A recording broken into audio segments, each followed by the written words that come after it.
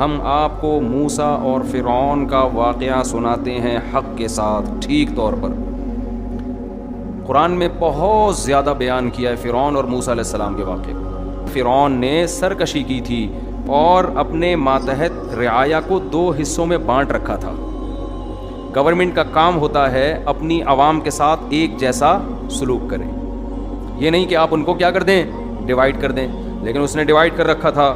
ایک جماعت کو کمزور بنایا ہوا تھا، بنی اسرائیل کو، کیونکہ وہ فلسطین سے ہجرت کر کے آئے تھے، یہاں کے نیشنل ہو چکے تھے، مگر آج بھی دنیا میں 1 نمبر نیشنل اور 2 نمبر نیشنل، کہ یہ وہاں سے آئے ہوئے لوگ ہیں، اور چونکہ حق پرست ہیں، نماز روزے کے پابند ہیں۔ فرعون کو ڈر تھا کہ جو ظلم کا نظام ہوتا ہے اس کو خطرہ حق پرستوں سے ہوتا ہے، اپنے جیسے باطلوں سے ہمیں کوئی خطرہ نہیں ہے۔ تو فرعون نے کیا کرنا شروع کیا، نسل کم کرنے کے لیے نا، کیونکہ اس کو پتا تھا، اتنی سینس فرعون میں بھی تھی کہ جس قوم کا گروتھ ریشو بڑھتا ہے پاورفل وہی ہوتی ہے، وہی پاورفل ہوتی ہے۔ تو فرعون نے کیا کیا، اب فیملی پلاننگ کے طریقے تو اس زمانے میں ایجاد نہیں ہوئے تھے، تو فرعون تو سیدھا اس نے کیا بھائی پیدا ہونے سے تو روک نہیں سکتے ہم، یہ ٹائم پہ شادیاں بھی کرتے ہیں، ان کے مذہب میں شادیاں بھی زیادہ تھیں، بنی اسرائیل میں 4 سے زیادہ شادیاں الاؤ تھی حضرت موسیٰ کے مذہب میں۔ تو انہوں نے کہا بھائی یہ تو اب حل یہی ہے کہ جو لڑکے پیدا ہو رہے ہیں ان کو ذبح کر دو، لڑکیوں کو زندہ چھوڑ دو، لڑکوں کو قتل کر دو، کیونکہ نسل جو مضبوط ہوتی ہے وہ کس سے ہوتی ہے، لڑکوں سے۔ مرد زیادہ ہوں گے تو نسل مضبوط ہوگی۔ اور کسی نے اس کو بتا بھی، کوئی نجومی نے ٹوپی ڈرامہ نہیں کیا تھا، خوب سمجھ لو، لوگ کہتے ہیں نجومی نے فرعون کو بتایا تھا تیری نسل میں ایک بچہ پیدا ہوگا جو تیری حکومت کا خاتمہ کرے گا۔ نجومیوں کو کخ بھی نہیں پتا ہوتا، کسی نجومی نے بتایا ہوتا نا، فرعون رکھ کے ایک تھپڑ لگاتا، اس کو بولتا اپنا کام کر جا کے۔ اتنی سینس فرعون میں بھی تھی کہ ان نجومیوں کو، جن کے پاس پہننے کی چپل نہیں اور کپڑے نہیں ہوتے، وہ تمہیں کیا بتائیں گے کل کا۔ تو یا تو فرعون کو خواب آیا تھا، یا اس کو ویسے ہی خطرہ تھا کہ مجھے خطرہ کس قوم سے ہے۔ عین ممکن ہے اس سے اندازہ لگایا ہو کہ ہمیشہ لیڈر اس قوم میں پیدا ہوئے ہیں۔ یوسف علیہ السلام مصر میں کہاں تھے، بنی اسرائیل میں سے تھے نا، تو لیڈر ہمیشہ اس قوم میں، تو مجھے خطرہ اسی قوم میں کوئی لیڈر پیدا نہ ہو جائے۔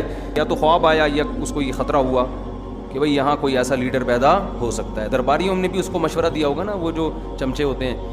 تو فرعون نے کیا کیا، اتنا ظالم، جہاں خبر ملتی کہ ان کے ہاں بیٹا پیدا ہوا ہے اس کو ذبح کر دیتا، ذبح کر۔ کتنا چیخیں چیختی ہوں گی مائیں۔ قرآن کہہ رہے ہیں ہم نے ارادہ کیا ان نمن علی الذین استضعفوا فی الارض، زمین میں جو سب سے کمزور ترین قوم ہے ہم اس پر احسان کریں، ہم اس پر احسان کریں۔ ونجعلہم ائمہ، اے اللہ کیا احسان کرے گا اس قوم پہ، ظلم سے بچا لے گا، یہ یہاں سے بھاگنے میں کامیاب ہو جائیں گے، یا فرعون کے دل میں کچھ رحم آئے گا، یہی ہو جائے گا نا؟ نا نا نا نا، اللہ کہتے ہیں ہم نے سوچا کہ ہم کایا پلٹ دیں، نجعلہم ائمۃ، زمین کا امام ان کو بنا دیں ہم، حکومت کس کو دے دیں، ان کے ہاتھ میں حکومت آ جائے، اور زمین صرف حکومت نہیں، زمین کی باغ ڈور مضبوط خلافت، مضبوط حکومت اس کمزور ترین قوم کے پاس آ جائے، اور زمین میں ہم ان کو مضبوط ٹھکانہ دے دیں۔ الیکشن والی حکومت نہیں کہ 5 سال میں پھر ڈر لگا رہے کہ دوبارہ فرعون اگلے الیکشن میں جیت جائے۔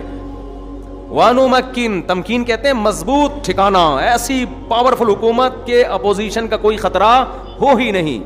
اور ہم نے ارادہ کیا کہ ہم فرعون اور حامان، جو اس کا سب سے بڑا چمچا وزیر تھا، وہ اور ان کا جو لشکر تھا، ان کی جو فوج تھی جو ظالم تھی، ہم ان کو دکھا دیں ما کانوا یحذرون، جس چیز سے وہ ڈر رہے تھے کہ ایسا نہ ہو جائے گا، تو ہم نے کہا ہم ایسا کر کے دکھائیں گے۔ کیسے اللہ نے انتظام کیا، حضرت موسیٰ کی ماں کو جب حمل ہوا اور بچے کی ولادت کا وقت آیا،